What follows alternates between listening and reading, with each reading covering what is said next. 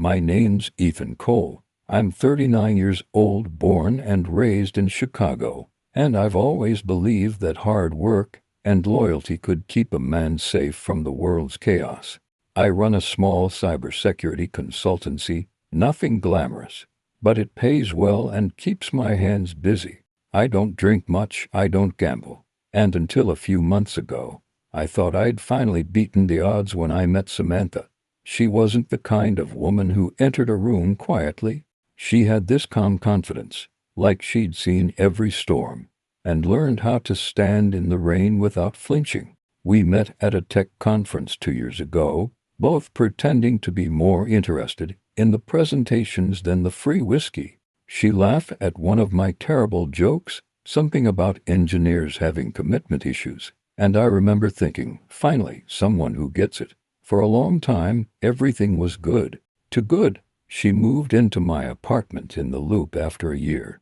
We'd wake up before dawn, drink coffee by the window, and talk about stupid things, like the neighbor's dog or whether the coffee grinder was too loud for civilized society. I'd leave for work thinking that maybe, after all the failed starts, all the quiet loneliness, this was it. She was it. I was wrong. The first crack didn't look like one. It came disguised as work. Samantha had started a new job, project management, at a logistics firm downtown. It's demanding, she said, but I like the pressure. She'd come home later, answer emails at the dinner table, apologizing between kisses. I didn't question it. Everyone in our line of work knows that long hours are the tax you pay for ambition. But one night, something small, stupid, changed everything. She left her phone on the kitchen counter while showering. A message lit up the screen, nothing dramatic, just a name, Ryan Work, followed by a heart emoji. Now, I'm not the jealous type. I've spent my life dealing with data breaches, corporate espionage, and human lies. Trust is currency, fragile, but necessary. Still, that message sat in my head like a glitch in clean code. When she came out, wrapped in a towel, I asked casually, "Who's Ryan?" She didn't flinch. "A colleague. He's new." "Why?" "Nothing," I said. "Just curious." But something behind her eyes shifted, a half-second delay, a flicker that told me she was editing her answer as she spoke. That was enough. For the next week, I noticed more. Her smiles felt scripted, her excuses too polished, and when she said "I love you," it sounded like someone practicing lines for a role they weren't sure they wanted. So I did what I've been trained to do. I investigated. I didn't hack her phone or install spyware. That's what amateurs do. I went subtle, quiet. I traced metadata from her cloud backups, timestamps from her GPS check-ins, message encryption patterns. You'd be amazed what people reveal when they think encryption makes them invisible. That's how I found the truth. She wasn't just seeing Ryan, they were meeting at the same boutique hotel downtown every Thursday, always between 8 and 10 p.m., always after she worked late. There were shared Uber routes, matching payment records, and a few careless calendar overlaps. But what gutted me wasn't the affair. It was the discovery that Ryan wasn't just some coworker. He was her boss, married, with a reputation for grooming employees. So that's what it was. I was her comfort zone. He was her thrill. I spent 3 nights awake, staring at the city lights, trying to rationalize it. Maybe it was a phase. Maybe she felt lost. Maybe I'd missed something, been too cold, too methodical. The human mind loves excuses. It's the only way to keep breathing when the floor disappears. But on the 4th night, I made a decision. If they wanted to play games behind my back, I'd play better ones in front of theirs. And unlike them, I knew exactly how to erase digital footprints and how to create them. The plan started small. Just a quiet nudge, a few corrupted files in Ryan's email archive, a misplaced invoice linking him to an unregistered payment from an overseas account, then a fake anonymous tip to the company's compliance department. Just data, clean, believable, and fatal. And Samantha, for her, it wouldn't be revenge right away. It would be confusion first, isolation second, and then the quiet collapse of everything she thought she could control. They wanted lies. I'd give them truth, just twisted enough to burn. The night I sent the first email, I sat back, watching the city skyline flicker through the rain. For the first time in weeks, I felt calm, focused up, because betrayal isn't the end of a story. It's the start of a new one, and mine had just begun. If you had asked me the week before what I would do if someone betrayed me, I would have said nothing dramatic: leave, divorce, move on. I believed in clean exits. That was the fantasy. The reality is messier.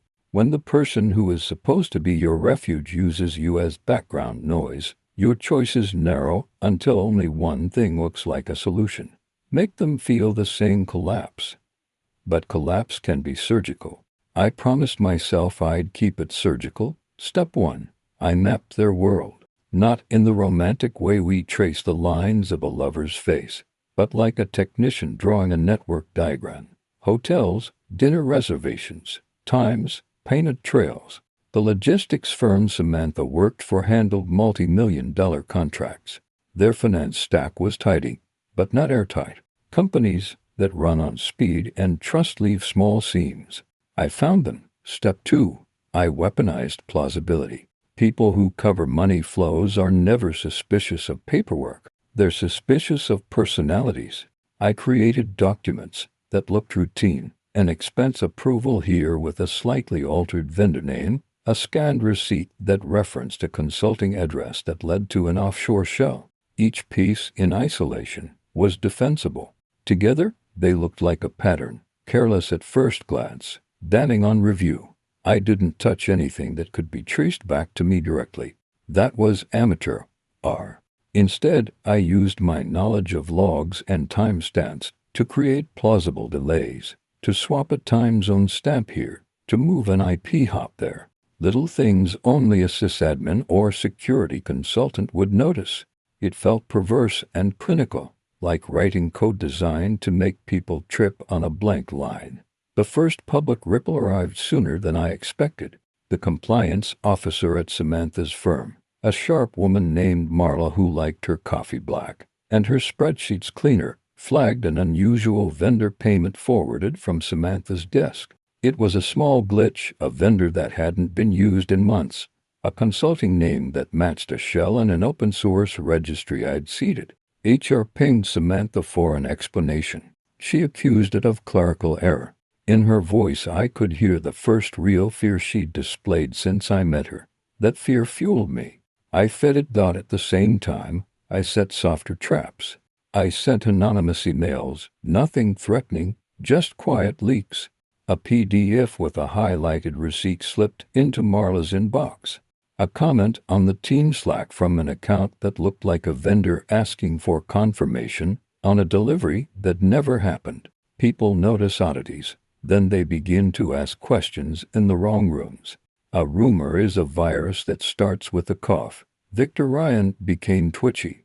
I watched him tighten in meetings, answering with clipped sentences, leaving his voicemail full. Pride is a dangerous currency for men who build themselves as unquestionable. When someone begins demanding paperwork, the unsteady hand is revealed. Samantha started to change in the apartment first. She checked over her shoulder as she opened emails. She left her laptop open less and less. When she said, "Someone is trying to sabotage me," I let her have that line and watched the way her posture shrank. The shock had become a slow chemical in her system, and my leaks were the syringe. But people noticed patterns. A few colleagues mentioned offhandedly to me that stuff was happening at Samantha's group. One of her friends asked me at a party if everything was okay. I smiled and said, "What you tell people, work stress. They'll sort it out." I was the trained calm now the man people turned to for a reason they did not suspect. 2 weeks in, the firm called in an external auditor. That was a moment of danger. External eyes mean document chains, subpoena possibilities, forensic review. My work had to survive scrutiny. I tightened the seams I'd created, moved timestamps, introduced plausible alternate explanations. I felt like a gambler with a steady hand, playing small odds instead of making any grand move. It was during the auditor's first week that Ryan made his first mistake. He sent an email to Samantha with an attachment, a contract draft, that referenced a vendor name I'd used in one of my planted documents. He misspelled it, a simple typo, but in an environment where people copy-paste vendor names, a typo looks like human error, not forgery. Marla noticed the mismatch and pinged Ryan. He responded angrily, then quietly. He blamed a rushed morning. He rescheduled a meeting. In his face I saw a man seeking a scapegoat, and I felt the thrill that comes when an engine you primed begins to stall. And yet at the edges of the thrill, the old reflexes returned. Late nights alone, I found myself holding my phone and thinking about restraint. How much is too much? I told myself the answer was enough to stop them from using me as camouflage. That rationalization carried a sharp edge. Rationalizations always do. The first real blow to their equilibrium came on a Thursday morning. Internal Legal sent an all-hands memo announcing an investigation into irregular vendor payments tied to one of the logistics team leads. The memo didn't name names, but the implication reached into their inner circle by noon. Media calls started. A freelance reporter smelled the query and asked for comment. Samantha stayed home that afternoon, pale and taut as wire. She called me once. Her voice broke. "Ethan," she said, "I don't know what to say. I think someone planted something. She stopped. "They're asking if anyone authorized payments to Redwood Consulting." Redwood. The name echoed, cold and deliberate. That was one of mine. I wanted to answer with something sharp and catastrophic. Instead I said, "Tell them the truth. Cooperate. Don't invent stories." The hypocrisy tasted foul in my mouth. I had invented 100 small stories, but I wanted her to survive the immediate storm. The longer she froze, the more she might say that would bury her deeper. She followed the script I'd given her. She forwarded emails, opened calendars, claimed clerical error. And for a moment it seemed to work. The auditors needed more, and they needed time. Time is the enemy of panic. I felt almost guilty at keeping her alive because it helped my larger plan. Then Ryan reacted, not like a man guilty, but like a man cornered. He made phone calls I could hear in broken snippets when he thought I wasn't around. "We need to reroute payments. Use dummy invoices. Get the vendor off the books." That was the sort of language that would have had me burning with contempt weeks earlier. Hearing him negotiate the very thing I'd covertly revealed felt like watching the implosion be self-fed, and we moved to the next phase, pressure testing. I escalated the small anomalies to places that couldn't ignore them. A copy of the forged invoice landed in the hands of a rival vendor who'd lost beads to Samantha's department. They smelled blood. They filed a formal complaint. Suddenly the issue was sticky. The company couldn't bury it without risking a client notice. The auditors broadened their scope. It was at that moment, watching the scope expand, that I realized two things at once. First, the plan worked better than I dared hope. Second, the plan had a momentum of its own. Momentum doesn't answer to intention. Momentum eats edges and exposes collateral. It doesn't stop because you do. So I tightened contingencies. I had already prepared plausible deniability routes, server logs showing a remote admin in a time zone that matched a contractor in Estonia, a shell vendor with a bank routed through an intermediary I'd picked months before. These protections were theater as much as security. They'd confuse a cursory scrub and slow a forensic team. But real forensic work can be patient and clever. I counted on the audit being sloppy, on human laziness, all the little assumptions people make about systems when they're overworked. Meanwhile, in the apartment at night, the quiet had shifted from the easy domestic banter we once had into something like cohabiting with a slowly boiling kettle. Samantha began to check locks after I'd gone to sleep. She asked me about background checks she'd run on vendors. The deceit in her voice became confession sometimes, as if to say out loud what she feared. Once, in the dark, she touched my hand and said, "I'm sorry." It was not the innocent apology I'd once prized. It was the tired admission of someone who has been cornered. I told her everything I felt in a sentence that was both true and hollow. "We'll get through this." I didn't add the part she didn't know, that I had started it. Then, the day I had feared and planned for, Samantha got a call from HR asking her to come in immediately. Her face went white as paper. She left the apartment with her coat barely on, muttering about bringing documents. I watched her go and for a second wondered what would happen if she never came back. The answer came loud and clear: she'd be ruined, or she'd betray Ryan under pressure, or she'd disappear. I sat down at my workstation and watched logs tick through. In a way that was comforting. Numbers are honest in a way people aren't. That night my inbox filled with news alerts. Small blogs picked up whispers. The company issued a measured statement. "We are aware of internal inquiries and are cooperating with appropriate authorities." They called what I'd done an inquiry. The world started using words I'd provoked. People in suits moved like shadows. I felt the faint buzz of consequence run up my spine. By then, there was one more decision to make. How far to push? I could tilt the scale toward total exposure, leak the whole chain to press, blow the firm wide open, make sure no one with a stake could buy silence. Or I could let the auditors and legal teams do their jobs, nudging only where needed, keeping the damage centered on those who had betrayed me. I chose the middle path. I've always preferred the center. It felt safer. It felt like control. But control in practice is often illusion.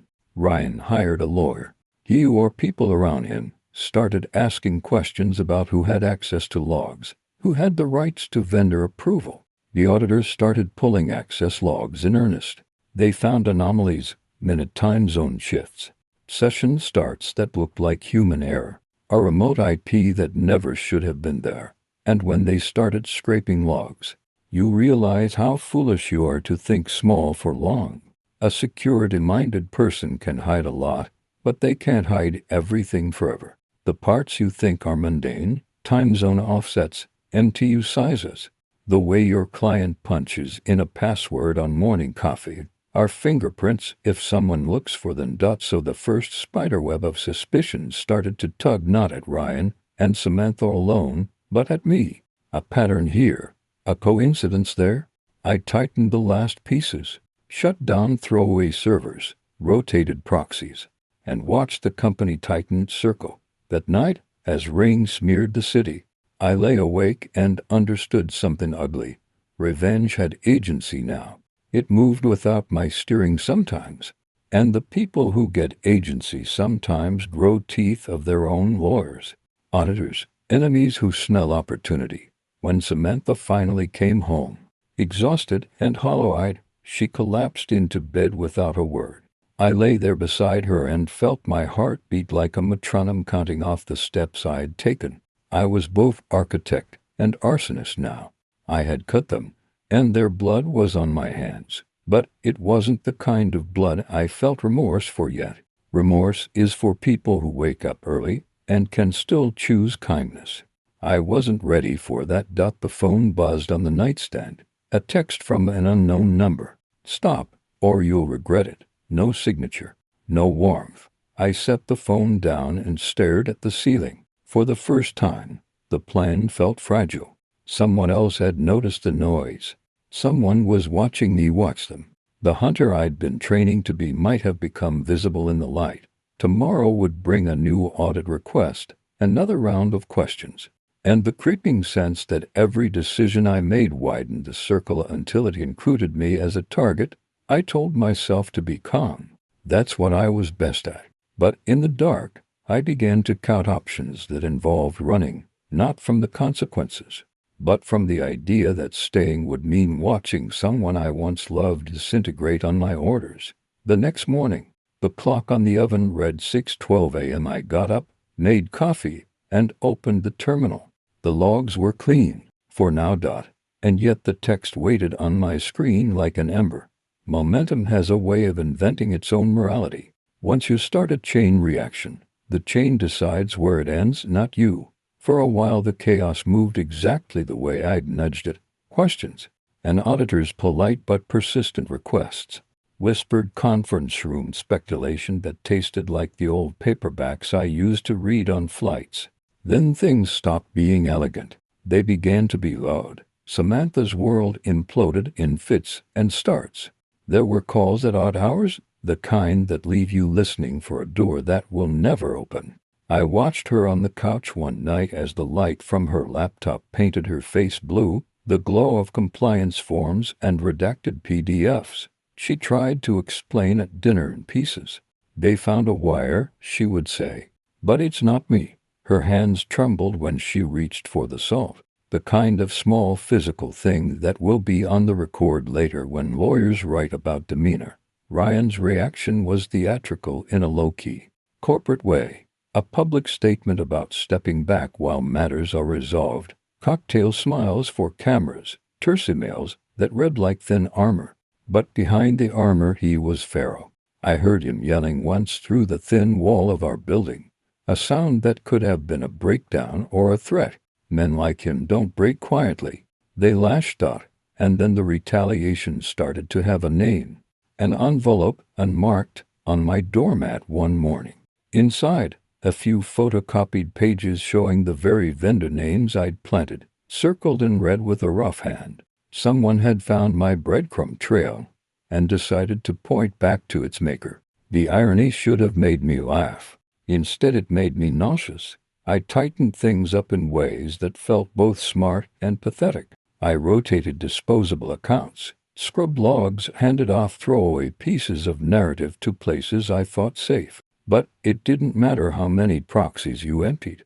When people look for you, they read patterns into the things you think are random. A time zone, a reused phrase, an IP hop that favors a cheap provider. Any of those things can be reframed into intention. Then Samantha fought back. It wasn't dramatic at first. She did what scared people do. She reached. She called in favors, apologized to colleagues, walked into HR with a folder of invoices and receipts, and the righteous posture of someone who will stamp a bureaucratic boot down on a lie. There was anger in her that I didn't expect. Not the soft resignation I'd seen in the apartment, but a brittle, practical anger. She refused to be the hapless pawn. I should have anticipated that. The woman who could manage contracts could also manage a comeback. She hired counsel. The lawyers did what lawyers do. They built narratives. They requested chain of custody logs. They subpoenaed servers. For a moment the whole enterprise tilted toward them, toward a messy forensic audit that would sort truth from fiction. That was the point I started to lose the map. In meetings I sat and smiled and answered in neutral tones. But my nights were a wire of paranoia. The little envelope had been the first sign. Then someone keyed the side panel of my car, a shallow, amateur act but notable only because it felt like a message.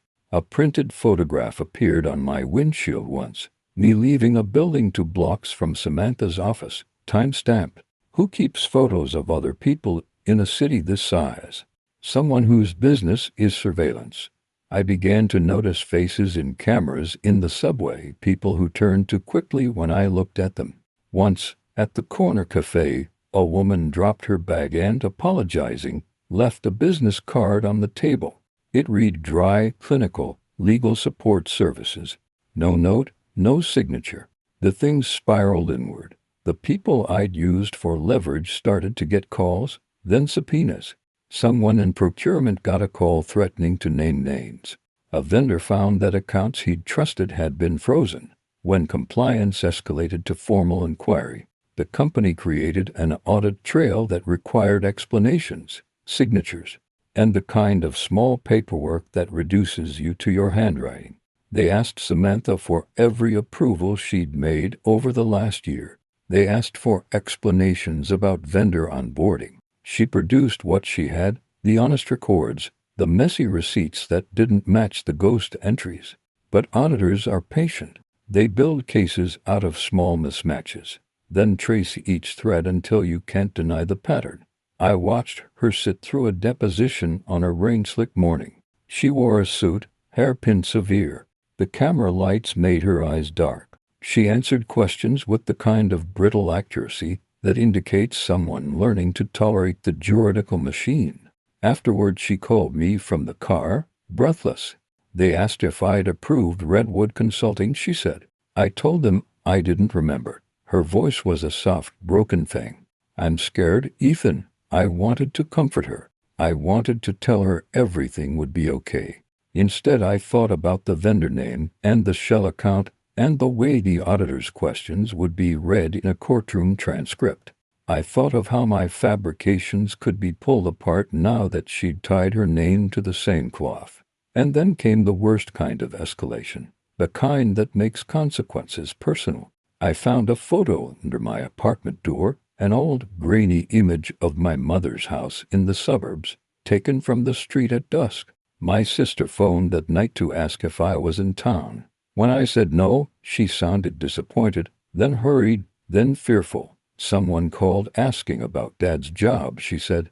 They wanted to know where he kept certain papers. Panic is a contagion. You let it loose, and it multiplies faster than any audit. My hands shook when I opened my laptop that night. I'd crossed lines I couldn't easily uncross. The plan that had felt surgical now looked like an arsonist's map. Samantha was not the only casualty. My family was being folded into the ledger I'd created. Panic breeds courage in strange ways. In those hours I saw two possible exits. The one where I keep pushing, where I leak the whole file to the press and burn every bridge until the world has to rebuild in front of us.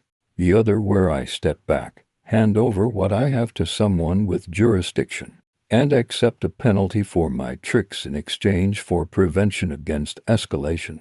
Before I could decide, someone else made a choice for me. A knock on the door at midnight, 3 soft, authoritative raps.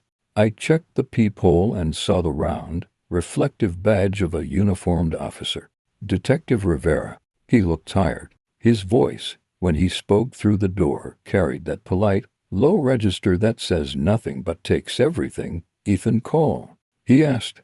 I opened the door because you open the door when someone who represents procedure stands there. When I did, he asked the questions that mean the world has changed. Do you have a place we can talk? Are you alone? Has anyone been threatening you? He didn't read me yet. He was gathering tones. I watched his hands as he reached for his notebook. This was the moment the hunter becomes the questioned.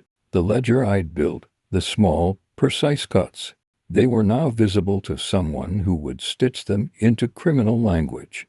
The moral math I'd been doing in my head, balance, proportion, retribution, was about to be translated into statutes and evidence. Detective Rivers' eyes flicked to the hallway, then to the street below. We've had reports, he said plainly, about anonymous tips, planted documents, and potential tampering. We'd like to take a statement. My chest tightened. The text I'd received, "Stop or you'll regret it," seemed childish now, but its implication was real. Someone who knows how to track you will not always leave notes. Sometimes they leave subpoenas. I looked at Samantha's empty side of the bed and felt the room tilt. The city outside hummed its indifferent hymn. The quiet, methodical man I wanted to be, the one who could calculate and control, was standing in a doorway with a detective in a damp raincoat and a rapidly shrinking set of options. Okay, I said. Let's talk. It was the only honest thing left to do. And as I led him into the apartment, I realized how small the world had become. A single room, a coffee table with receipts, an inbox full of fabricated ghosts, and the knowledge that once you pull a thread, you don't get to control who else's life frays with it. The knock had been polite. The next ones might not be. Detective Rivera sat at my kitchen table like a man who knew how to hold a room without filling it. He asked the measured questions. Who had access to the systems? Who knew about vendor lists? Who might have reason to plant documents? His pen moved in a steady rhythm. I answered in a steady rhythm, too. There is a strange comfort in routine when the world tilts. The script keeps you human. He left with a polite warning to preserve everything. Don't delete logs. Don't change passwords.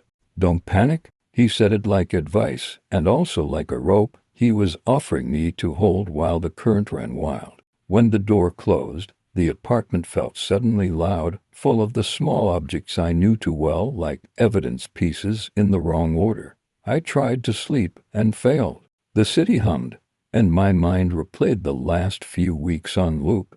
The messages, the forged invoice, the thrill of seeing Ryan flinch, Samantha's hands trembling when she answered HR's questions. Every triumph had left a dent. I could see the pattern now. Wherever I pushed, the ripples struck someone I hadn't intended. Where I had imagined precise cuts, there were ragged tears. The first real consequence showed up at my office. My firm had a reputation for discretion and skill.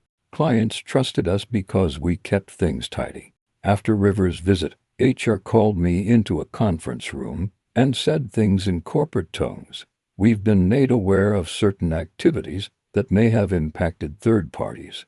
Until we review, we're placing you on administrative leave.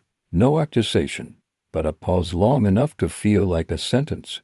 The chair behind me felt suddenly surplus. It's humbling to be sidelined not by a failure in work but by the moral arithmetic of your own choices. I packed my laptop and some notes into a bag and walked out past faces that avoided my eyes like they avoided bad weather. The professional network that had cushioned me loosened. That morning I learned that being useful and being dangerous are not disjoint categories. Once people suspect you could be either, they treat you like risk. At home, the pressure turned quieter but sharper. Samantha called twice that day, then texted. Her messages were mechanical at first. Have you heard anything? Then more fragile. I'm getting threatening calls. She left voicemails in which her voice cracked on small things. The name of a vendor, a meeting time. I wanted to be the man she used to call for comfort.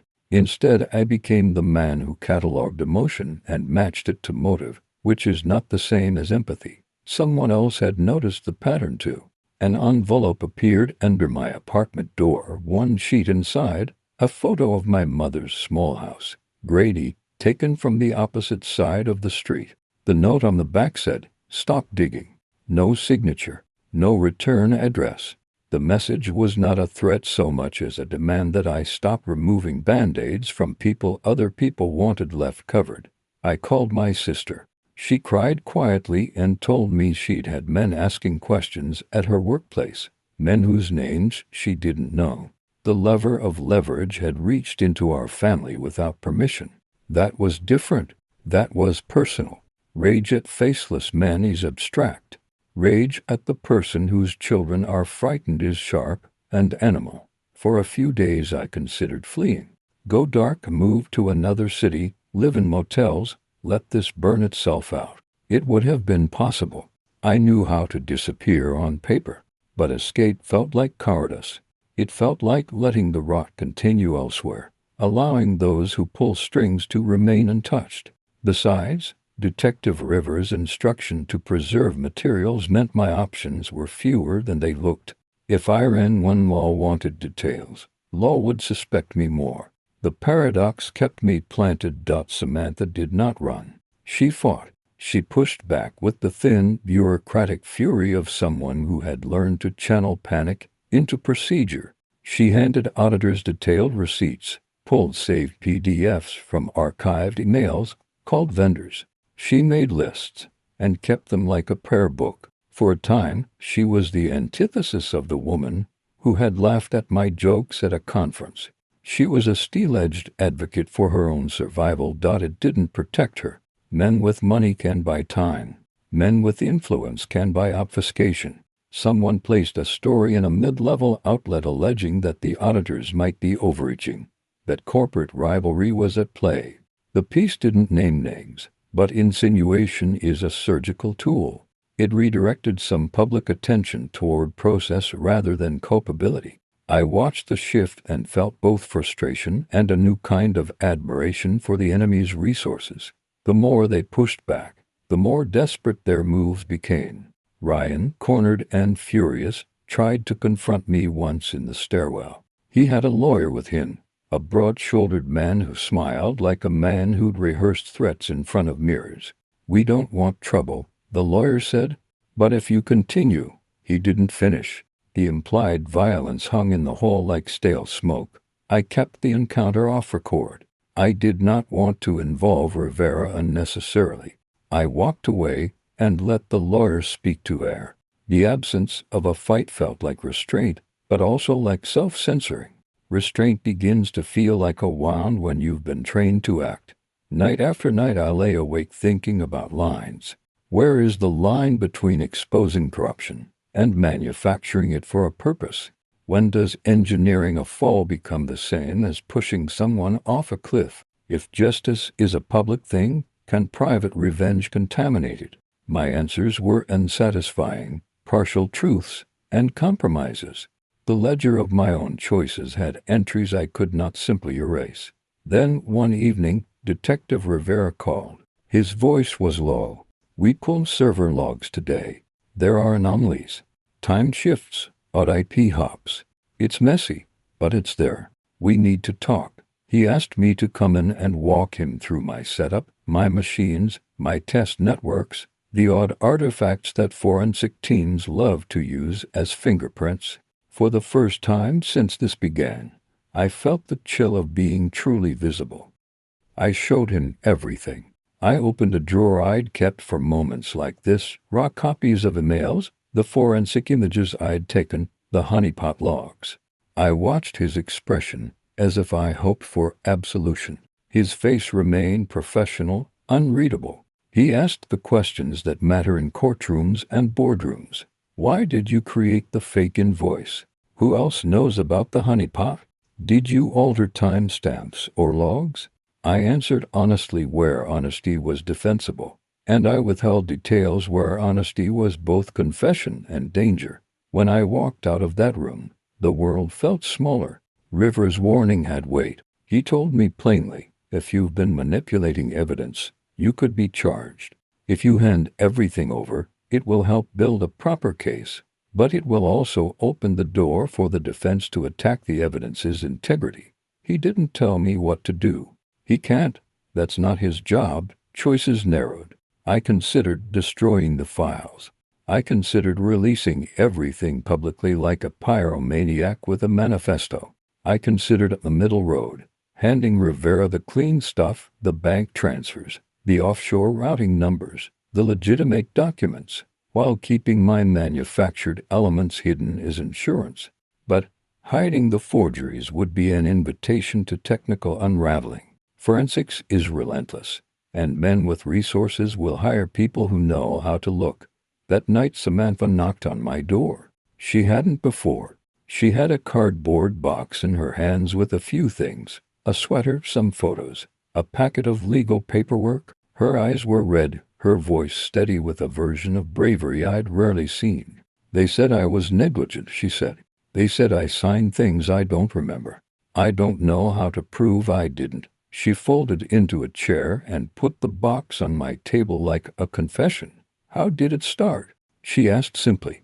Not accusing, not pleading, just asking for the truth. I could have lied. The old reflex would have covered me in something warm and plausible. Instead, I told her some version of the truth, that I'd seen messages, that I'd found patterns, that I'd started to push back. I didn't tell her everything, not yet, because the difference between what you say and what you hide is the difference between justice and chaos. She listened like someone hearing a verdict. "Why?" she whispered. "Why not come to me? Why destroy me?" My answer was small and honest. "Because I thought you were on the other side already." It wasn't an absolution. It wasn't clever. It was the simplest thing I could manage, and it carried its own ruin. She left the box, and later that night I found a note in it. "If this is true, prove it, or I'll never look at you the same way again." The note was not a threat. It was a final measure of distance. The audit continued. Lawyers argued over chain of custody. The company ran internal reviews. My forgeries, when pointed at by defense counsel, felt like landmines under the whole case. The prosecutor assigned to the matter contacted Rivera and asked for clarity. Was this a case of corporate malfeasance or a private man's vendetta that had contaminated an investigation? The phrasing made the room cold. When your agitator is also your best source of proof, prosecution becomes a tangle of ethics. The law can convict men for embezzlement. It can also charge people who tamper with evidence. The scales wobble in interesting ways when the person who built the scaffold is the one who also burned it. There were victories and losses. Some of the little fish, the procurement clerk who'd rubber-stamped a fake vendor years ago, were suspended and later prosecuted. A small offshore shell account was seized. A mid-level manager who'd changed invoices was indicted for fraud. Those wins tasted like cold iron. Good things happened. But then, in hearings, defense attorneys would point to a single forged email and argue that the whole trace was contaminated. Judges balked at evidence that had been interfered with by an interested party. At home, the quiet grew heavy.